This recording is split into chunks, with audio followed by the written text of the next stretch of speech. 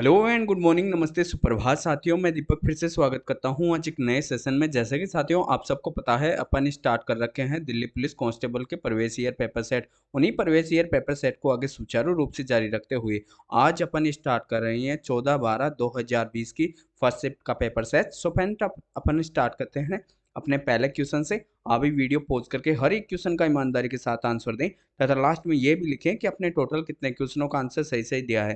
Friends, ये जितने भी पे क्वेश्चन कराए जा रहे हैं वो रियल और ऑथेंटिक प्रैक्टिस सेट है। यदि आप इन प्रैक्टिस सेट को टोटल क्वेश्चन लगा लेते हो वो तकरीबन 2000 के समथिंग क्वेश्चन हो जाएंगे।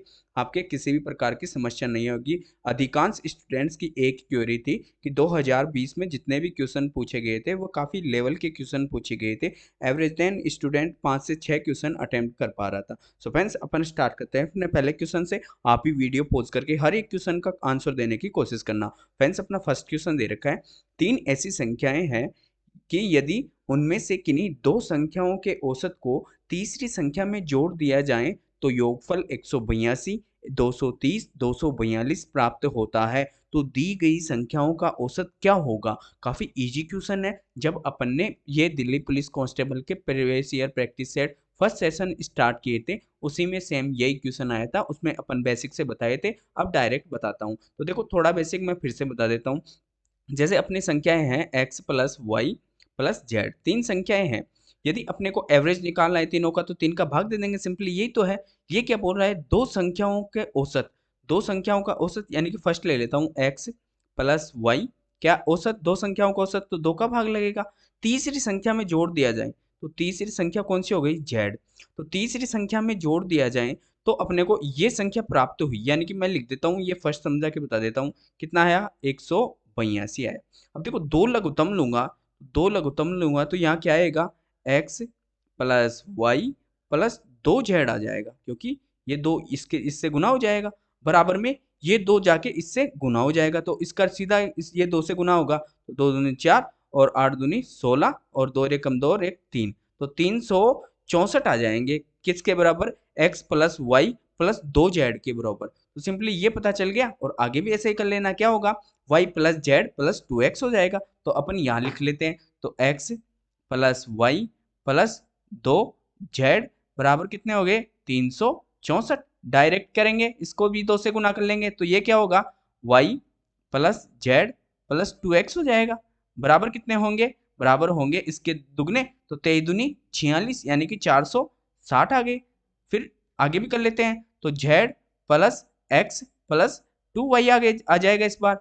तो अपन इसको भी डबल कर देते हैं। तो दो दूनी 4, दो चौके 8, फिर दो दूनी 4। अब सिंपली क्या होगा? देखो, एक x तो ये आ गया, दो x ये आ गया, तो कितने हो गए? 3, और एक ये रहा तो 4। तो सभी चार चार बार रिवाइज हो रहा है। तो क्या करेंगे अपन? सिंपली 4 तो बाहर ले लेंगे, x plus y plus z बराबर इनको ऐड कर लेंगे तो ये चार चार बार x, चार बार y प्लस चार बार z के बराबर आ जाएगा। तो इनको ऐड करेंगे तो कितना आएगा? 1308 आएगा। इनको ऐड करेंगे तो सिंपली अपने को x plus y plus z का योग निकालने के लिए इसमें 4 का भाग दे देंगे। तो 4 से काटूंगा तो 4 × 3 = 12, बच गया 1, 4 दूनी 8, फिर 4 से दूंगा तो 4 संते 28। अब देखो अपने पास क्या आ चुका है? x plus y plus z बराबर कितने आ गए? 324। अब ये सिंपली क्या पूछा है? दी गई संख्याओं का औसत ज्ञात करें। तो ये तीनों संख्याओं का योग है। तीनों संख्याओं का औसत ज्ञात करने के लिए सिंपली 3 से भाग दे देंगे। तो 3 से काटूंगा तो 3 एकम 3, फिर 2 में जाएगा नहीं, इसके लिए 0 और 3 नाम 27। तो 109 क्या आया? इन तीनों का एवरेज, जो कि दे रखा है कौन से ऑप्शन में? ये देखो, सी ऑप्शन में। काफी इजी क्वेश्चन था। आई होप कि आपको ये कॉन्सेप्ट भी समझ में आ गया होगा। चलते हैं नेक्स्ट पे। सो फ्रेंड्स, अपना नेक्स्ट क्वेश्चन दे रखा है समीकरण का। आप भी वीडियो पॉज करके इसको करने की कोशिश करें। देखो, इसको पहले तो अपन समीकरण का दे रखा है तो इसको स्लॉट में बांट लेते हैं। तो एक तो ये हो गया है, प्लस यहाँ दे रखा है, फिर ये दे रखा है और एक स्लॉट ये टोटल हो गया। तो सिंपली क्या करेंगे? तो पहले इसको हल कर लेते हैं। तो करेंगे इसको, तो 2/3, 2/3 इंटू ये देखो, फर्स्ट सेट से अपन हल करते आ रहे हैं। तो 41 में से 4 गए तो 37, तो 37 बटे कितना होगा? 37/90 हो जाएगा, क्योंकि बार एक के ऊपर है, यहाँ गुना लगेगा, भाग है। तो सिंपली क्या होगा? 99 ऊपर चला जाएगा। अब 99 कैसे आया? जो रेगुलर है उसको पता है 99 कैसे आया। 2 के ऊपर बार है तो 2 बार 9 आ गए, तो सिंपली बटे 37। भाग से ये 37 से 37 कट गया और ये 10 बार, और सिंपली ये कितनी बार? 11 बार। तो ये 5 बार कट गया, 5 बार कट गया। तो कितने हो गए 11/15, 11/15 आ गया। अब सिंपली इसको हल कर लेते हैं। तो 8 एकम 8, 8 3 11, तो ऊपर तो चले जाएंगे, क्या गुना है, यहाँ भाग है तो गुना कर लेंगे, तो ऊपर 8 और बटे में क्या आ गया 11, 11 से 11 कट गया, तो कितने आ गए सिंपली ये इसको हल करने पे 8/15 आ गए। तो 8/15 आ गए। अब यहाँ प्लस है तो यहाँ लिख लो 8/15, फिर यहाँ प्लस लगा लो, फिर इसको हल करेंगे तो 2 से काटूंगा तो कितनी बार 5 बार, तो 7/15 ये आ गए, 7/15 ये आ गए। लेकिन ये किसके हैं माइनस के, क्योंकि यहाँ देखो माइनस दे रखा है। अब बोर्ड मास के अकॉर्डिंग पहले भाग हल होता है या फिर ऑफ हल होता है, तो सभी को पता है ऑफ हल होता है। तो 5 दूनी 10 रे 11, तो 11/5 इंटू 2/3, तो कितने हो गए 22 ये कितना है 5 दूनी 10 रे 11, और ये ऑफ हल होगा तो 2/3, तो 2/3 है, तो 11 दूनी 22 और 22/15, तो 22/15 आ गए। अब देखो यहाँ भी भाग है तो गुना कर लेंगे, तो 3 तिया 9, 9 और 2 11, तो 11/3 इंटू, अब गुना करेंगे तो 15 ऊपर चला जाएगा, 22 नीचे आ जाएगा, तो 11 दूनी 22, 3 पंजे 15, तो 5/2 आ गए। अब देखो ये है 5/2, 7/15 और प्लस 8/15, तो इनका लघुत्तम क्या आएगा, सिंपली सभी को पता है 30 आएगा। तो 30 आएगा तो दो पंजे 30, 15 दूनी 30 होगा, तो 15 दूनी 30 होगा, तो 15 75 आ गया। फिर माइनस और 15 दूनी 30 और 15 दूनी 30, तो फिर इसको 2 से गुना कर देंगे तो 7 दूनी 14, प्लस इसका 15 बार 15 को 30 में भाग दूंगा, 15 का 30 में भाग दूंगा तो फिर 2 बार जाएगा, और 8 दूनी 16। तो देखो -14 से प्लस से 16 काटूंगा तो 2 प्लस के बचेंगे, तो 75 2 77, और 77/30, यही क्या आ गया अपना राइट आंसर, क्योंकि 77 आगे घटेगा नहीं 30 से, और ये दे रखा है कौन से ऑप्शन में, सी ऑप्शन में। काफी इजी क्वेश्चन था फ्रेंड्स, चलते हैं नेक्स्ट पे। सो फ्रेंड्स अपना नेक्स्ट क्वेश्चन दे रखा है, काफी अच्छा क्वेश्चन है और वेरी मोस्ट लगा लो, हर एक शिफ्ट में पूछा जा रहा है, आगे भी आपसे पूछा जाएगा। देखो क्या दे रखा है, एक शंकु और एक बेलन और एक शंकु की त्रिज्या का अनुपात 1:3 है, और बेलन की ऊंचाई शंकु की तिर्यक ऊंचाई की 1.5 गुना है। बेलन और शंकु के वक्र पृष्ठीय क्षेत्रफल का अनुपात बताइए। अब देखो सभी को पहले तो ये पता होना चाहिए कि वक्र पृष्ठीय क्षेत्रफल क्या होता है। वक्र पृष्ठीय क्षेत्रफल ये होता है, उसमें यदि अपन आधार को छोड़ दें तो वो उसका होगा क्या, कर्व सरफेस एरिया, यानी कि CSA, इसको इंग्लिश में बोलते हैं CSA कर्व सरफेस एरिया, और हिंदी में बोलते हैं वक्र पृष्ठीय क्षेत्रफल। तो CSA बराबर क्या होता है, ये तो हो गया अपना क्या बेलन, ये हो गया बेलन, और ये क्या हो गया शंकु, शंकु हो गया। अब इनका पहले तो अपन क्षेत्रफल का यानी कि CSA का फॉर्मूला पता होना चाहिए। तो बेलन का CSA क्या होता है 2πr/h होता है, और दोनों का रेशियो पूछा है तो सिंपली इसका कितना होता है πr/l होता है। तो πr/l, अब ये l क्या है सभी को पता है, तो आप रिवाइज कमेंट्स में बता सकते हैं l क्या है। तो l है, देखो मैं आपको डायग्राम बना के बताता हूँ। l क्या है, l है स्लांट हाइट, किसकी, शंकु की, शंकु की स्लांट हाइट, यानी कि अपन निकालते हैं क्या, कर्ण निकालते हैं ना। तो ये तो क्या हो गई अपनी रेडियस हो गई, यानी कि क्या त्रिज्या, और ये क्या हो गई, ये हो गई इसकी हाइट, हाइट क्या इसकी ऊंचाई, इसकी ऊंचाई होगी। अब ये देखो ये क्या हो गया इसका कर्ण, कर्ण को ही बोलते हैं स्लांट हाइट, स्लांट हाइट, तो ये दे रखा है स्लांट हाइट। अब देखो कर लेते हैं, अब अपने को रेडियस का रेशियो दे रखा है। अब देखो यहाँ भी देखो ये पाई इसमें भी है पाई इसमें भी है, तो दोनों में बराबर है तो कट गई। तो देखो अब रेडियस का दे रखा है 1:3, तो सिंपली क्या करेंगे 2 की 2, और इसका लंब की रेडियस कितनी है 1, तो सिंपली मैं यहाँ लिख दूंगा 1।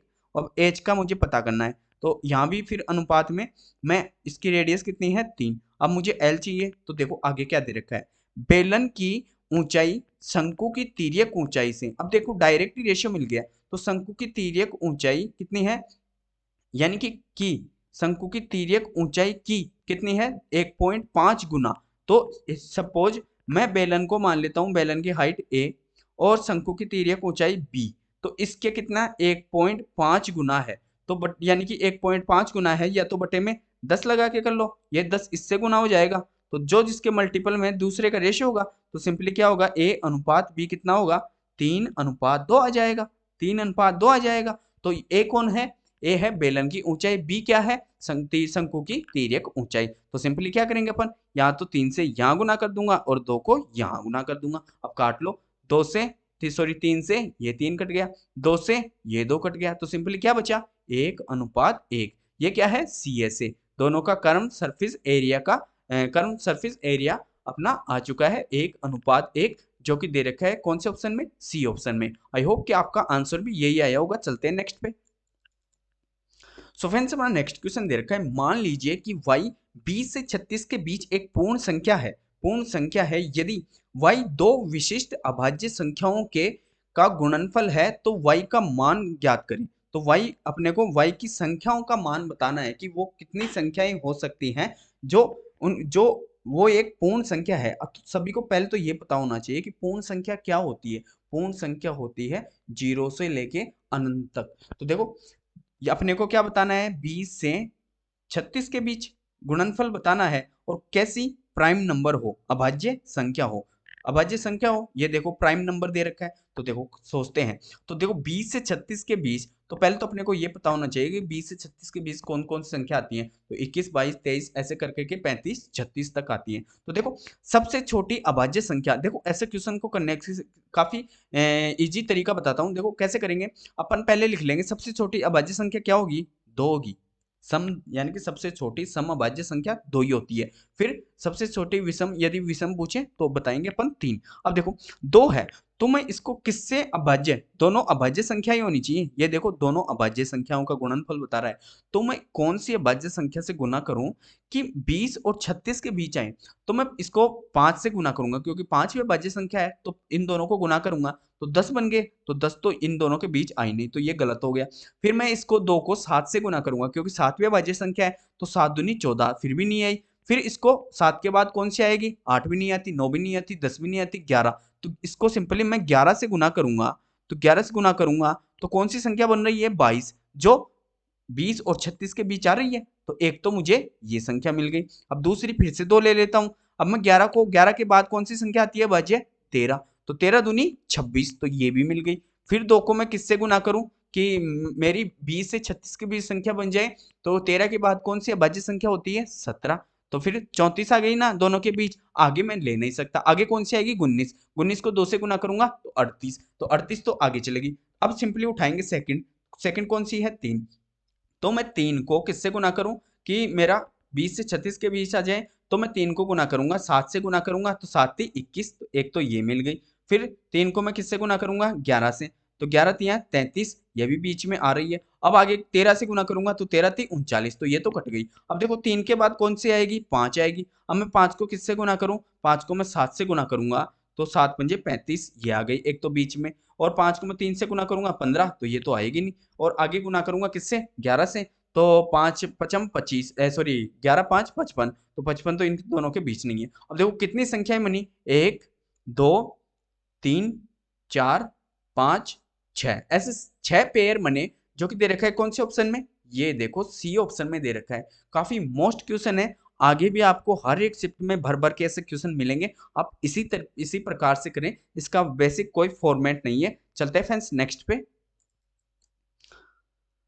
सो फ्रेंड्स अपना नेक्स्ट क्वेश्चन दे रखा है, क्या दे रखा है, आप भी वीडियो पॉज करके पहले इस क्वेश्चन को करने की कोशिश करें। देखो क्या दे रखा है, अरुणा एक वस्तु को एक निश्चित मूल्य पर बेचती है। यदि वह उसके विक्रय मूल्य के 3/5 मूल्य पर बेचती है तो उसे 20% की हानि होती है। जब वह इसके मूल मूल्य के 90% मूल्य पर बेचती है तो उसे प्राप्त होने वाला लाभ प्रतिशत ज्ञात करें। काफी अच्छा क्वेश्चन है। आगे आपको हर एक शिफ्ट में, आप चाहे एसएससी जीडी मांग लो या फिर सीजीएल मांग लो, काफी अच्छा क्वेश्चन है, आपको हर जगह देखने को मिलेगा। अब देखो ये क्या बोल रहा है, यदि वह उसके विक्रय मूल्य के 3/5 में बेचती है। तो 3/5 में बेचती है तो ये क्या हो गया, ये एक्चुअल वैल्यू हो गई नीचे वाली। ये दे रखा है 3/5, यानी कि 5 में बेचता है, तो ये एक्चुअल वैल्यू हो गई। तो ये क्या बोल रहा है, हानि होती है, तो 20% की हानि होती है। तो देखो ये 3 पे बेच रहा है तो उसे 20% की हानि होती है। तो मैं उसका सीपी निकालने के लिए तो 100 की वैल्यू निकाल लूंगा, 100 बटे कितने, 80। तो ये क्या आ गया, ये आ गई उसकी क्या, कॉस्ट प्राइस आ गई। अब मुझे कॉस्ट प्राइस मिल चुकी है। तो ये अब देखो आगे क्या दे रखा है, जब उसके मूल विक्रय मूल्य कौन सा है, 9 वाला, सॉरी ये 5 वाला, के 90% मूल्य पर बेचा जाए।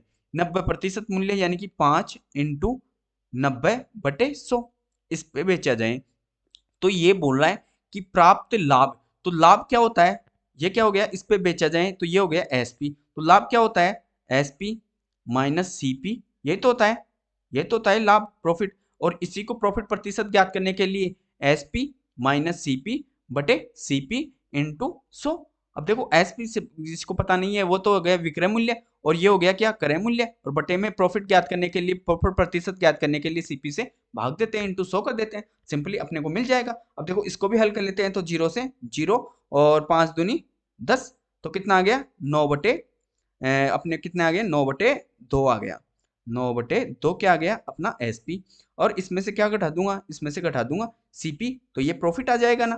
तो देखो इसमें से 0 से 0 और ये 5 बार और ये कितनी बार 4 बार, तो 5 3 15 बटे 4 आ गया। अब लघुत्तम क्या आ जाएगा दोनों का, 4 आ गया।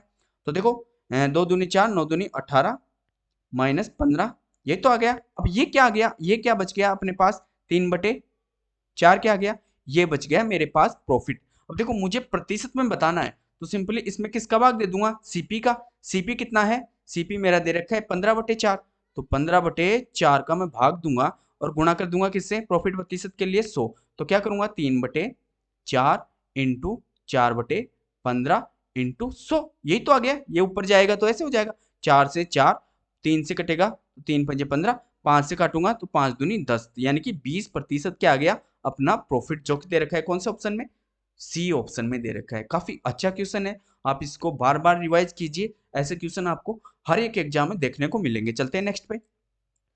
सो फ्रेंड्स अपना नेक्स्ट क्वेश्चन दे रखा है, 18 व्यक्ति प्रतिदिन 6 घंटे काम करके एक कार्य को 15 दिन में पूरा कर सकते हैं। 12 व्यक्ति प्रतिदिन 10 घंटे कार्य करके उसी कार्य को कितने दिनों में समान समय में पूरा करेंगे। तो काफी इजी क्वेश्चन है, किस प्रकार करेंगे, एमडीएच से। तो एमडीएच से कैसे करेंगे, तो डायरेक्ट ही कर लेते हैं, इसको तो रिवाइज करते हैं काफी टाइम हो गया। तो 18 इंटू 6 इंटू 15, अब करेंगे कौन, 12 व्यक्ति 10 दिनों में, और उस कार्य को कितने समय में करेंगे, तो अपने को समय यानी कि होवर्स ज्ञात करने हैं। तो सिंपली काट लेते हैं, तो 6 से कितनी बार, ये 2 बार कट गया, और 5 दूनी 10 और ये 5 ती 15, 5 ती 15, और ये कटेगा 2 से 9 बार, तो 9 ती 27, 27 को 2 से भाग दूंगा तो 13.5 अपना क्या आएगा राइट आंसर, जो कि दे रखा है कौन से ऑप्शन में, ए ऑप्शन में। काफी इजी क्वेश्चन था, चलते हैं नेक्स्ट पे।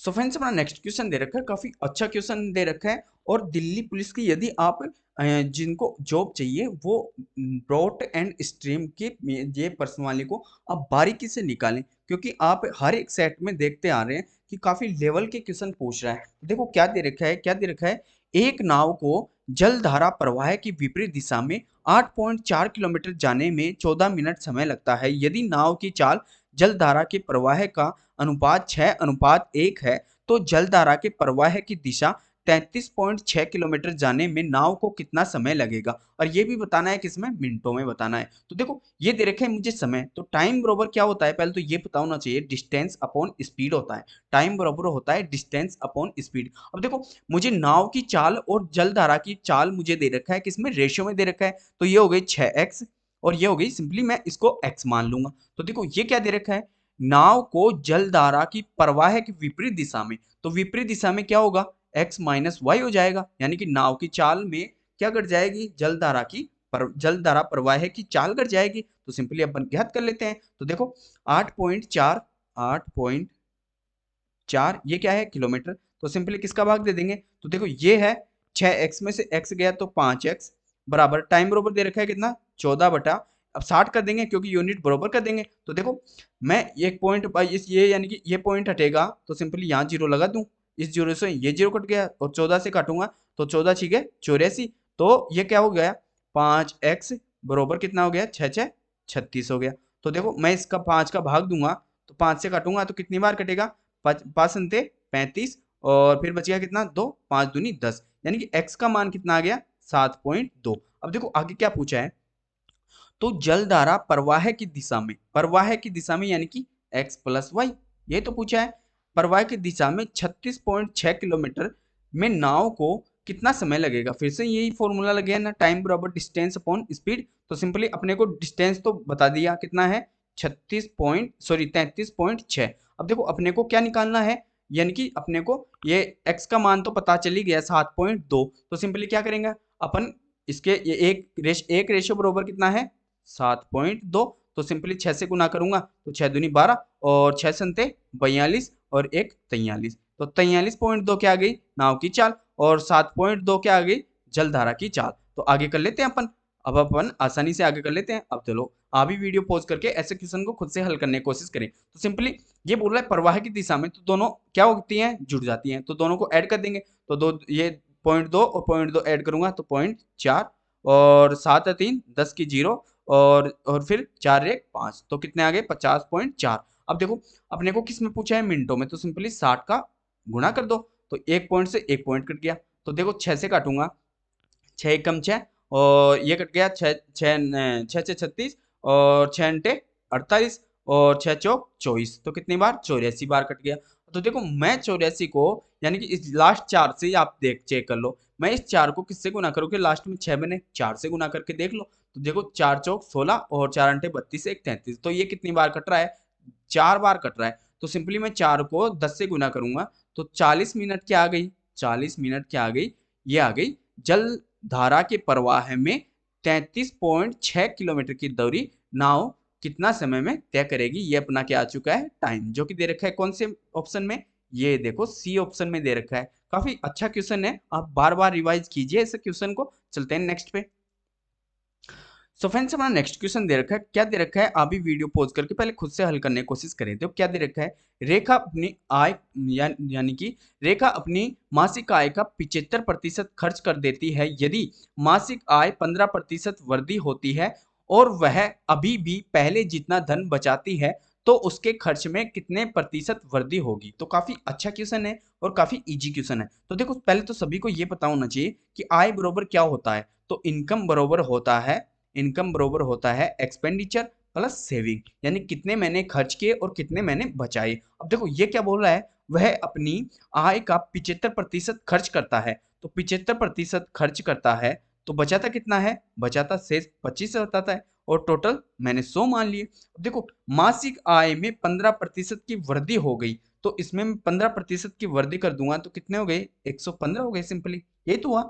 और क्या बोल रहा है वह अभी भी पहले जितना धन ही बचाता है। तो पहले जितना धन बचाता है तो पहले कितना बचा रहा था 25, तो खर्च कितना कर रहा है तो सिंपली 115 में से 25 घटा देंगे तो 0 और 11 में से दोगे तो 9। अब देखो ये क्या बोल रहा है तो खर्च में कितने प्रतिशत की वृद्धि की। तो पहले कितना था 75 अब कितना हो गया 90। तो कितना बढ़ा 15 बढ़ा, कितने पे बढ़ा 75 पे क्योंकि प्रॉफिट प्रतिशत में पूछा है और इंटू 100। तो 15 5 75 5 से काटूंगा तो 5 दूनी 10 यानी कि 20% की उसने क्या की इंक्रीज किसमें एक्सपेंडिचर में, जो कि दे रखा है कौन से ऑप्शन में ये देखो बी ऑप्शन में दे रखा है। काफी अच्छा क्वेश्चन था। चलते हैं नेक्स्ट पे। सो फ्रेंड्स अपना नेक्स्ट क्वेश्चन दे रखा है, क्या दे रखा है आप भी वीडियो पॉज करके करें। क्या दे रखा है ए और बी की आय का अनुपात 4:7 है और उनके व्यय का अनुपात 1:2 है। यदि उनमें से प्रत्येक प्रति माह 4800 बचाता है तो बी की आय कितनी है। अब देखो आपको ये तो अभी पिछले वाले क्वेश्चन में आपको बता ही दिया कि इनकम बरोबर क्या होता है एक्सपेंसेज प्लस सेविंग, यानी कि खर्चा प्लस बचत, ये तो होता है। अब यदि मैं इनकम में से इधर एक्सपेंसेस घटा दूं तो मेरे को क्या मिल जाएगा ये बचत मिल गई ना, बचत मिल गई। यदि इसको समझ गए तो अपना राइट आ गया। अब देखो ये तो मान लेता हूँ 4x और ये 7x ए और बी की आए तो 4x माइनस 4800 क्योंकि दोनों की समान है बटे क्या आ गया 7x माइनस 4800 बराबर में क्या आ गया 1:2, यही तो आ गया व्यय का आ गया ना। यदि मैं आय में से सेविंग घटा दिया तो व्यय आ गया तो सिंपली क्या करेंगे गुना कर देंगे। तो ऊपर 2 से गुना कर दूंगा तो 2 से गुना करूंगा तो 4 दूनी 8x माइनस 48 दूनी 9600 आ गए बराबर ये 7x माइनस 4800 आ गए। अब देखो ये 7 इधर आएगा तो x बराबर सिंपली क्या बच गया सिंपली 4800 ही अपना क्या बच गया 4800। अब x का मान अपने पास आ चुका है। अब देखो जो पूछे अपन वही बता सकते हैं।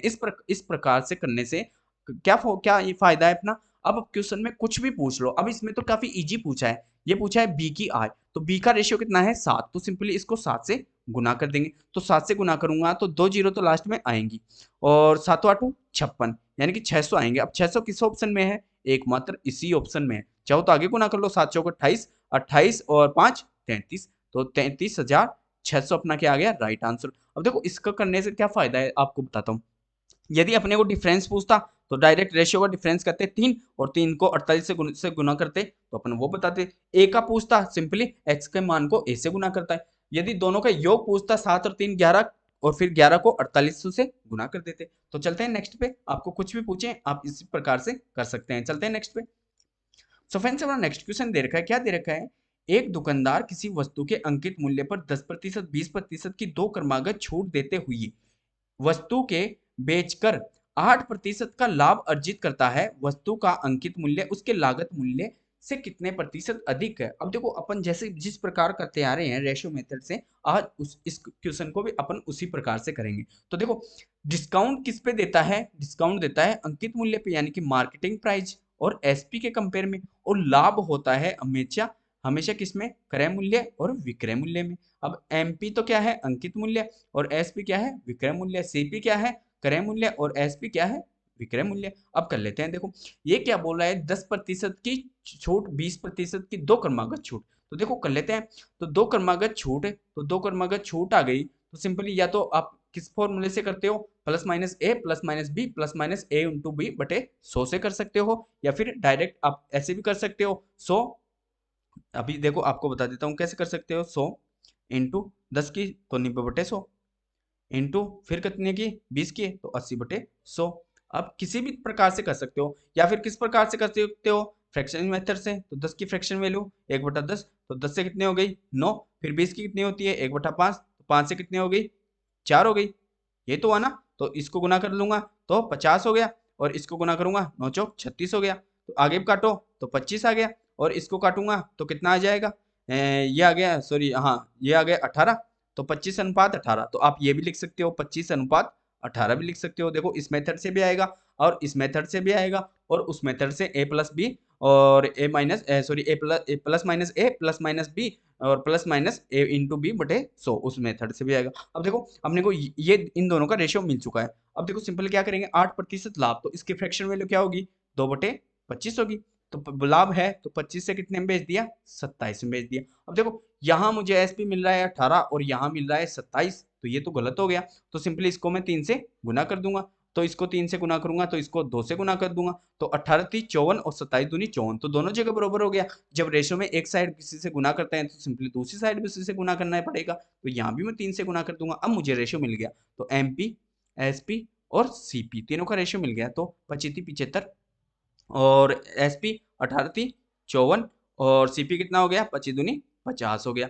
अब सीपी 50 हो गया, यदि आप इजीली तरीके से करना चाहो तो इस सीपी को 100 बना लो। तो मैं सीपी को 100 बनाऊंगा तो 2 से गुना करूंगा, तो ये कितना हो गया, ये हो गया 100, क्योंकि 100 से कंपेयर में प्रतिशत में पूछे तो डायरेक्ट आ जाता है। तो ये सीपी 100 आ गया, तो ये कितना हो, इसका डबल करूंगा तो 108 आ गया, और इसका डबल करूंगा तो 150 आ गया। अब क्या पूछा है, देखो डायरेक्ट आ जाएगा, वस्तु का अंकित मूल्य उसके लागत मूल्य से कितने प्रतिशत अधिक है। लागत मूल्य कितना है 100 और अंकित मूल्य कितना है 150, तो डायरेक्ट ही आंसर आ गया ना 50, और 50 ही अपना राइट आंसर है। अब देखो यहाँ से 50 आएगा, अब इससे कितना अधिक है, इससे कितना अधिक है 25, 25 अधिक है, और प्रतिशत में निकालने के लिए बटे 50 लगाने पड़ेंगे और गुणा 100 से करना पड़ेगा। तो 50 दूनी 100 और 25 को 2 से गुना करूंगा वही 50 यहाँ आएंगे। आप किसी प्रकार से कर ले आपके 50 ही आएंगे, लेकिन अपन जल्दी हल करने के लिए आपको बेसिक चीजें पता होनी चाहिए। चलते हैं नेक्स्ट पे। सो फ्रेंड्स हमारा नेक्स्ट क्वेश्चन दे रखा है किसका, एचसीएफ और एलसीएम का। आपको ये पहचानना पड़ेगा कि ये किस फॉर्मेट का क्वेश्चन दे रखा है। अब देखो क्या दे रखा है क्वेश्चन, जब 6539 7391 और 8882 को सबसे बड़ी संख्या x से विभाजित किया जाता है तो प्रत्येक स्थिति में समान शेषफल प्राप्त होता है। तो अपने को ज्ञात करना है 3x माइनस 98 का मान। तो देखो ये क्या बोल रहा है, सबसे बड़ी संख्या, तो सिंपली अपन ऐसे क्वेश्चन में क्या करेंगे, एचसीएफ हाईएस्ट कॉमन फैक्टर अपन निकाल लेंगे। तो देखो क्या होता है हाई कॉमन फैक्टर, ये या तो ये होता है कि सबसे बड़ी संख्या जो तीनों में कॉमन हो, या फिर डिफरेंस, या फिर एक हो, या फिर डिफरेंस, या फिर डिफरेंस, या फिर डिफरेंस से छोटा, या फिर डिफरेंस से छोटा होगा एचसीएफ। तो देखो या तो देखो एक आए, या फिर डिफरेंस आए, या फिर डिफरेंस से हमेशा छोटा होगा। तो देखो अपन डिफरेंस कर लेते हैं, तो डिफरेंस करूंगा तो 73 91 में से घटा देते हैं कितने 6539 अपन घटाएंगे 73 91 में से अपन इस 65 39 घटाएंगे तो कितना आएंगे 852। उसी प्रकार इस बड़ी में से ये घटा दूंगा तो 8882 में से अपन घटा देंगे 73, 91। अब घटा दूंगा तो देखो एक कितना आया, एक, और ये आ गया 9, और इसमें से 4, और ये 1। अब देखो अपने को यहाँ नहीं दिखा, अब इसको भाग भी देंगे तो एक कॉमन फैक्टर नहीं आया। तो देखो मैं बताया या तो डिफरेंस या फिर डिफरेंस से कम, तो दोनों का डिफरेंस और निकाल लो। इन दोनों का डिफरेंस निकालेंगे तो कितनी बार 639 जाएगा, यानी कि इन दोनों का डिफरेंस कितना आएगा 639। अब देखो 639 में अब मैं इसमें 3 का भाग दूंगा, तो 3 का भाग दूंगा तो इनको ऐड कर लो। 3 का भाग यानी कि अंकों के योग में 3 का भाग जाना चाहिए, लेकिन मैं इसमें यानी कि 3 का भाग दूंगा तो देखो 8 8 3 24, 24 से 2 26, 26 में जाता है क्या, नहीं जाता, तो मैं इसमें से 3 निकाल दूंगा। तो 3 निकालूंगा तो देखो ना, देखना क्या जाएगा, 3 दूनी 6, 3 एकम 3 और 3 तिया 9। तो देखो 213 का तीनों में भाग जाएगा। तो देखो ये क्या हो गया, हाई कॉमन फैक्टर। अब देखो आगे क्या बोल रहा है, 3x, ये क्या आ गई, ये वो संख्या HCF आ गया अपना। अब 3x यानी कि इसको 3 से गुना करूंगा तो फिर से अपने को यही संख्या मिल जाएगी। तो देखो जो स्मार्ट तरीके से करता वो तो डायरेक्ट क्या उठाता है, यहाँ से 639 उठाता और सिंपली डायरेक्ट क्या करता है, इसमें से 98 घटा देता। तो देखो 9 में से 8 गए तो एक किस में है, इस ऑप्शन में, इस ऑप्शन में, आगे भी घटा लेते हैं। तो यदि एक ही मिलता तो डायरेक्ट यहीं तक करते। अब आगे देखो, अब देखो 13 में से अपन क्या घटाएंगे 9, तो 13 में से 9 घटाए तो 3 तो ए गए और 10 में से 6 गए तो 4, और इसके बाद गए बच गए कितने 5। तो 541 वो संख्या है, कौन कहाँ पर दे रखी है, ये देखो कौन से ऑप्शन में दे रखा है, फोर्थ ऑप्शन में दे रखा है। तो काफी अच्छा क्वेश्चन है, ऐसे क्वेश्चन को आप बार बार निकालें। तो चलते हैं नेक्स्ट पे। सो फ्रेंड्स अपना नेक्स्ट क्वेश्चन दे रखा है, क्या दे रखा है, काफी अच्छा क्वेश्चन है। 120 मीटर, 137.5 मीटर, 182.5 मीटर भुजा वाले त्रिभुजाकार पार्क के क्षेत्रफल उस आयताकार बगीचे के क्षेत्रफल के बराबर है जिसकी भुजा का अनुपात 30:11 है। तो आयत के बगीचे की बड़ी भुजा का माप क्या होगा। तो काफी इजी क्वेश्चन है, यदि आपको फॉर्मेट का पता है तो आप डायरेक्ट निकाल सकते हैं। कैसे निकाल सकते हैं, तो देखो पहले तो आपको ये पता होना चाहिए, यदि आप इस क्वेश्चन को बराबर करना चाहते हो तो देखो त्रिभुज का फॉर्मूला क्या होता है, 1/2 इंटू आधार इंटू ऊंचाई, ये तो होता है बेस बटे हाइट हो गई। तो देखो क्या होगा, या इसको लंब बोल दो। तो देखो क्या करेंगे, आपको पहले तो ये पता होना चाहिए कि यह 888 है क्या। तो देखो 888 आप निकालने बैठोगे तो आपको काफी टाइम लग जाएगा, तो आप क्यों ना लास्ट डिजिट उठाओ। तो देखो मैं इसका लास्ट उठाया और इसका लास्ट उठाया, क्या 5 बन रहा है क्या। तो देखो 0 का स्क्वायर, यहाँ पॉइंट में 0 लगाऊंगा तो 0 आएगा, और उसमें 5 का स्क्वायर लास्ट में 5 ही बना, तो यहाँ भी 5 दिख रहा है। तो यानी कि ये इसका दिख रहा है ना साफ। देखो मैं 3 से बताता हूँ, अपना क्या होता है 3 4 5 यानी कि 888 होता है ना। तो मैं 3 का स्क्वायर किया कितना आता है 9, 4 का स्क्वायर किया कितना आता है 16। अब इन दोनों का गुना करूंगा, ये ऐड करूंगा तो कितना आ रहे हैं 25। तो 25 का लास्ट में 5 दिख रहा है, तो 5 से 25 बन रहा है ना, तो ये 888 बन गया। अब उसी प्रकार से ये बड़ी बड़ी संख्या दे रखा है तो मैं लास्ट का उठाया, तो लास्ट का उठाया तो मुझे पता चल गया ये 888 है। तो ये क्या हो गया आधार, ये हो गया क्या उसका, ये हो गई उसकी ऊंचाई, और ये हो गया उसका कर्ण हो गया। तो देखो अपने को क्या चाहिए, आधार और लंब चाहिए। तो क्या करेंगे 1/2 इंटू आधार कितना है 120, और इसका ऊंचाई कितने है 137.5, किसके बराबर करना है, आयत के क्षेत्रफल। तो आयत का क्षेत्रफल क्या होता है, L इंटू बी होता है, लंबाई इंटू चौड़ाई। तो ये 30x और ये 11x हो गया। तो सिंपली मैं क्या करूंगा 30 इंटू 11 और साइड में कर दूंगा x स्क्वायर। अब काट लेते हैं, तो बटे में पॉइंट हटा के ये 10 लग गया। तो देखो 30 से कटेगा कितनी बार, ये कटेगा कितनी बार 3 चौक 12, यानी कि 4 बार कट गया। फिर देखो ये 2 से कटेगा कितनी बार, ये 2 बार कट गया। फिर देखो ये 11 से कितनी बार कटेगा, 11 एकम 11, फिर बच गए 2, 11 दूनी 22, 11 5 55। फिर देखो 10 से काट दूंगा मैं इसको, ये 2 से कटेगा 5 बार, और इस 5 से कटेगा ये किसका है 5 का क्यूब, तो 5 एक 5 गया तो 25। तो एक्स स्क्वायर बरोबर क्या आ गया 25। तो सिंपली एक्स बरोबर कितना आ गया 5। अब अपन कुछ में निकाल सकते हैं। अब सिंपली अपने को इजी पूछा है यहाँ कि बड़ी भुजा बताइए, तो बड़ा रेशियो उसकी बड़ी भुजा। तो बड़ा रेशियो कौन सा है 30, तो 30 को 5 से गुना करूंगा तो 150 कौन सी आ गई बड़ी भुजा। यदि पूछता छोटी भुजा तो 11 से गुना करता तो 55 कौन सी होती छोटी भुजा। और अपन इसका पेरीमीटर भी बता सकते हैं, सब कुछ बता सकते हैं। तो क्या है अपना राइट आंसर 150, जो कि दे रखा है डी ऑप्शन में। काफी अच्छा क्वेश्चन था, चलते हैं नेक्स्ट पे। सो फ्रेंड्स अपना नेक्स्ट क्वेश्चन दे रखा है, एक धनराशि चक्रवृद्धि ब्याज दर पर उधार दी गई जिसमें ब्याज की गणना एक निश्चित वार्षिक दर से वार्षिक तौर पर किए जानी है।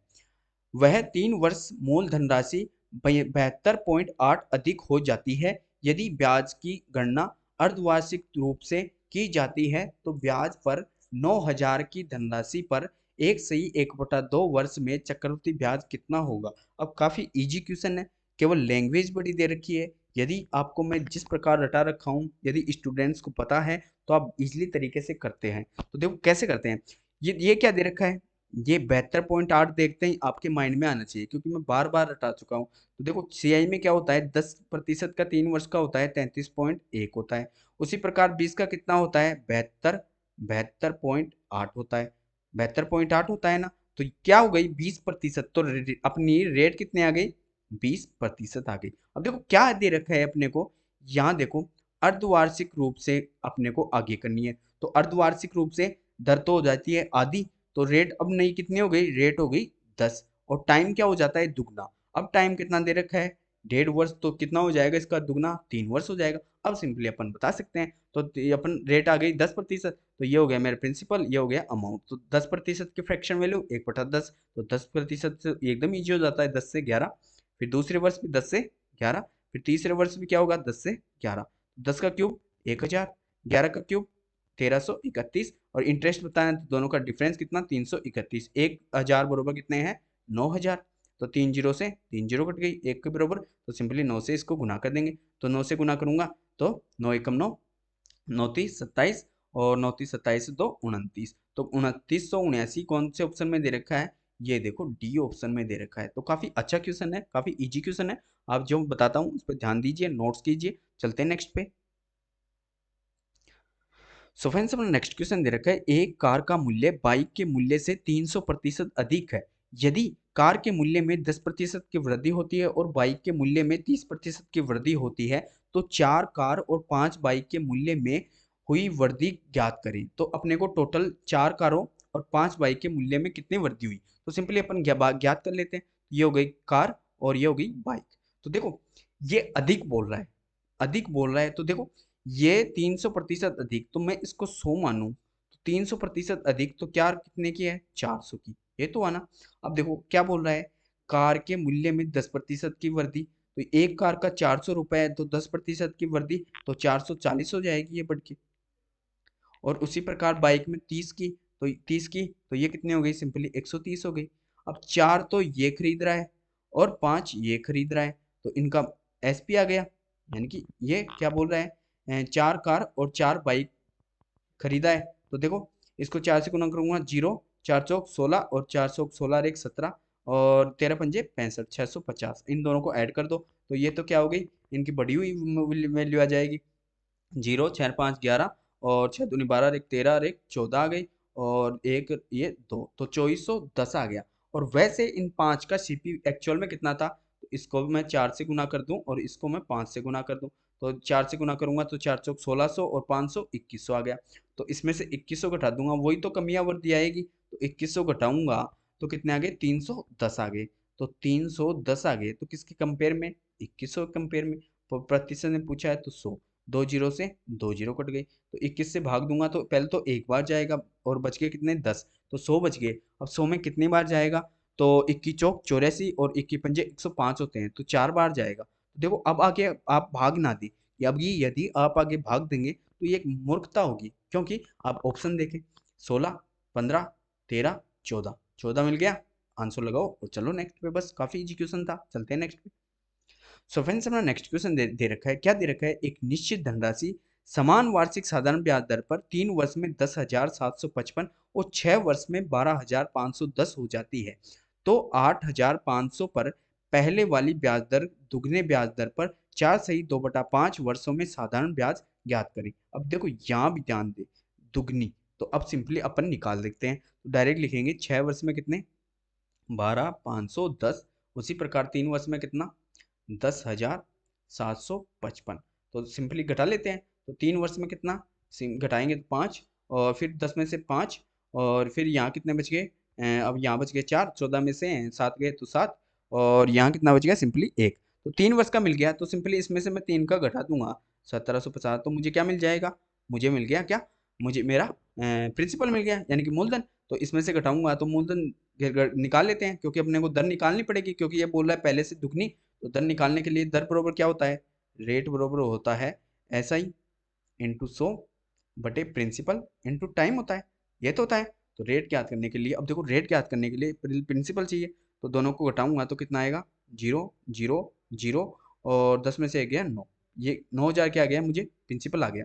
तो प्रिंसिपल आ गया तो SI कितना है 3 वर्ष का, 1755 इंटू 100 बटे 9,000 इंटू 3, ये क्या है रेट। तो 0 0 1 0 2 0। अब देखो, अब आगे आप काटो चाहे मत काटो, काटना चाहो तो काट सकते हो, आगे चलना चाहो तो चल सकते हो। अब ये क्या आ गई, मेरी रेट आ गई, तो इसको मैं डायरेक्ट रख दूंगा, लेकिन क्या करना है इसका दुगना, तो दुगना करना है। और कौन सा प्रिंसिपल कितना है 8,000, तो मैं सिंपली यहाँ से उठा के ले चलता हूँ। तो देखो स्मार्टली तरीके से करें, 8500 इंटू, यानी कि ये मूलधन दर कितनी है, ये पूरी दर दे रखी है, ये पूरी दर तो हो गई, तो 1755 बटे 90 इंटू 5। अब इसका डबल करना है तो सिंपली यहाँ भी 2 से गुना कर देंगे, और फिर गुना के ये तो क्या आ गया मूलधन इंटू दर इंटू समय कितना है, समय आ गया, ये समय दे रखा है, तो 5 चौक 20 और 2 22, तो 22 बटे ये 5 कर देंगे। अब इसको गुना कर लो और अपना राइट आंसर आ जाएगा। तो बटे में 100 भी तो करना है, मूलधन इंटू दर इंटू समय बटे 100, तो 2 जीरो से 2 जीरो गई। और फिर किससे काटेंगे, अपन 5 से काटूंगा तो ये कितनी बार गया, ये 17 बार गया, 17 बार 85 होता है। और फिर इसको काटेंगे किससे, मैं इसको काट देता हूँ 9 से, ये 0 और ये कट जाएगा कितनी बार, 9 से काटूंगा तो 9 एकम 9 और बच गया कितना 8, 9 नाम 81, 9 पंजे 45। फिर 5 से काटूंगा तो ये 5 2 बार, और ये कटेगा कितने बार, 5 × 15 और 5 नाम 45। फिर 2 से ये 2 बार कट गया, और फिर आगे आगे कौन सा कटेगा, आगे कौन सा कटेगा, 5 × 15 और बच गए 39 बार। तो आगे कौन सा बच गया अपने, आगे कौन सा बच गया, हाँ तो इसको अपन यूनिट डिजिट से करके देख लेते हैं। चलो एक सेकंड करता हूँ, 7 को 9 से गुना करूंगा तो 9 संते 63 और बच गया 3 और 3 दूनी 6। तो ऐसा कोई ऑप्शन आया नहीं, तो कहाँ गलती हो गई, एक सेकंड मैं, आप ही चेक कीजिए, इतने इतने को मिटा के फिर से हल कर लेते हैं। एक सेकंड, कोई नहीं, इतने इतने को मिटा के फिर से ही हल कर लेते हैं, क्योंकि काफ़ी बड़ा हो गया ना, तो इसको यूनिट डिजिट से ही करना अच्छा रहेगा। एक सेकंड फ्रेंड्स, हाँ चलो कन से करते हैं, आप इसको खुद से हल करने की कोशिश करिए। देखो करते हैं, तो ये आ गया 3, तो पहले यहाँ भी काट लेते हैं। तो देखो इसको 3 से काटूंगा तो ये 3 अपन ने शायद नहीं काटे होंगे, तो चलो एक बार कर लेते हैं। तो मूलधन कितना है 8,500 इंटू दर कितनी है 1755 बटे 90 इंटू 3, और इसका भी क्या करना है दुगना, तो लास्ट में कर लेंगे। और आगे कितने हैं रेट, तो 5 चौक 20 और 2 22 बटे 5 और इंटू 2, यानी कि ये रेट की दुगनी है। तो सिंपली अब क्या काट लेते हैं, और बटे में अपने को 100 भी तो लगाना है, तो 2 जीरो से ये 2 जीरो कट गई, और फिर 5 से कटेगा ये कितने बार 17 बार कट गया, और फिर ये 9 से कटेगा ये 10 बार, और फिर ये 9 से कटेगा कितनी बार, 9 एकम 9 और बच गए 8 और 9 नाम 81, बच गए कितने 4 और 9 पंजे 45। फिर 9 5 से कट जाएगा तो ये तो 2 बार कट गया, और ये कटेगा कितनी बार 5 × 15 और 5 नाम 45। तो फिर ये 2 से कटेगा कितनी बार, ये 2 वाला ये कट गया, और इस 3 से कितनी बार कटेगा, ये 13 बार कट गया। तो अब क्या बचे अपने पास 17 इंटू 13 इंटू 22। अब यूनिट डिजिट से चेक कर लेते हैं, क्योंकि चारों के अलग अलग है। तो मैं 7 को 3 से गुना किया तो 7 एकम 7 ही 21, यानी कि लास्ट में 1 आया। 1 को 2 से गुना करूंगा तो 2, जिसके लास्ट में 2 है वही अपना राइट आंसर होगा। तो एकमात्र किस ऑप्शन में है, सी ऑप्शन में। तो आप इस प्रकार से करें, काफ़ी इजीली तरीके से आप कर लेंगे। तो आप चाहो तो पूरे आंसर निकालना चाहो तो 4862, तो आप टोटल तीनों को हल करके देख लेना। सो फ्रेंड्स अपने टोटल 15 क्वेश्चन हो गए। आई होप कि हर एक क्वेश्चन आपको अच्छी तरीके से समझा पाया हूँ। आप इन क्वेश्चनों को बार बार रिवाइज करें, ताकि आपको हर एक सेट समझ में आए। कुछ एक कारणों की वजह से अपने डिले हो गया था टाइम में, आगे आपके पास निरंतर सुचारू रूप से आते रहेंगे, और अपन एक बेस्ट तरीके से आपको मैथ और रीजनिंग में कोई भी समस्या नहीं आएगी। आप अपने दोस्त के साथ इस वीडियो को आप अधिक से अधिक शेयर करें, ताकि उनके बीच अपन लाइव क्लासेस में डिबेट कर सकें। सो फ्रेंड्स धन्यवाद, आपका दिन मंगलमय हो।